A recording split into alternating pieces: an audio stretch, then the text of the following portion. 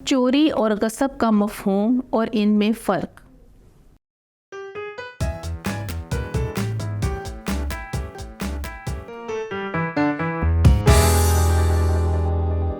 السلام علیکم عزیز طلباء طالبات، میں آپ سب کو مون لائٹ انٹرنیشنل پبلشر کے ڈیجیٹل تعلیمی پلیٹ فارم پر خوش آمدید کہتی ہوں۔ دین اسلام جہاں ہمیں اچھے اخلاق اور اچھی عادات کی اپنانے کا حکم دیتا ہے، وہیں ہمیں برے اخلاق اور بری عادات سے بچنے کا حکم دیتا ہے۔ آج ہم جن دو بری عادتوں کے بارے میں پڑھیں گے وہ ہے چوری اور غصب۔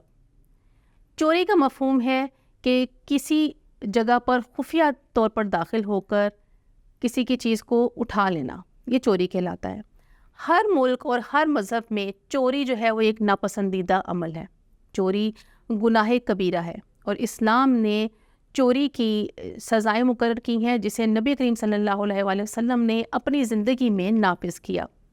آپ کو تاریخ میں وہ واقعہ یاد ہوگا جب ایک معزز قبیلے کی عورت نے چوری کی اور نبی کریم صلی اللہ علیہ وآلہ وسلم سے اس عورت کی سفارش کی گئی، تو نبی کریم صلی اللہ علیہ وآلہ وسلم نے سرزنش کی اور فرمایا کہ پہلی امتیں اس لیے تباہ ہوئیں کہ جب ان کا کوئی غریب شخص جو ہے وہ گناہ کرتا تو اسے سزا دی جاتی، اور اگر کوئی امیر جو ہے کوئی جرم کرتا تو اسے بچا لیا جاتا، اسے چھوڑ دیا جاتا۔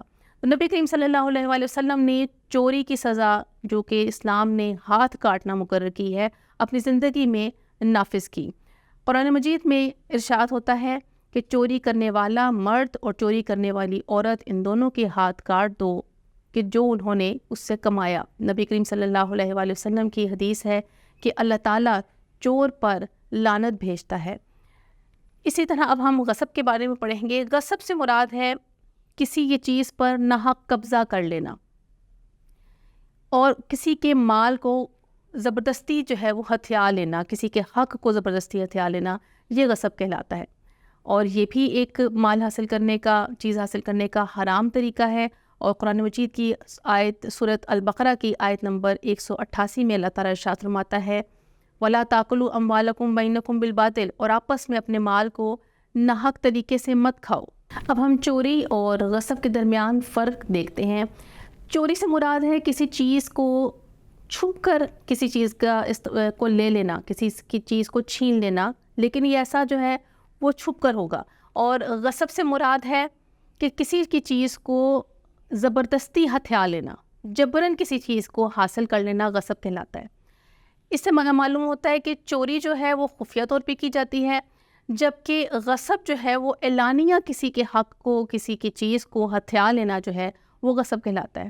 لیکن یہ دونوں چیزیں جو ہیں وہ اسلام میں حرام ہیں، اور اس طریقے سے حاصل کی گئی چیز جو ہے وہ بہت ہی گناہ ہے، اور اس چیز کو واپس کرنا یا اس کا تاوان ادا کرنا جو ہے وہ واجب ہے، ورنہ انسان دنیا میں بھی جو ہے وہ سزا کا مستحق ہے، اور آخرت میں بھی وہ اللہ تعالیٰ کے عذاب کا مستحق قرار پائے گا۔ اللہ تعالیٰ ہمیں ہر بری عادت سے اور خصوصاً چوری اور غصب جیسی چیزوں سے محفوظ رکھے۔ اس دعا کے ساتھ آج کے لیکچر کا اختتام کرتی ہوں۔ اللہ حافظ۔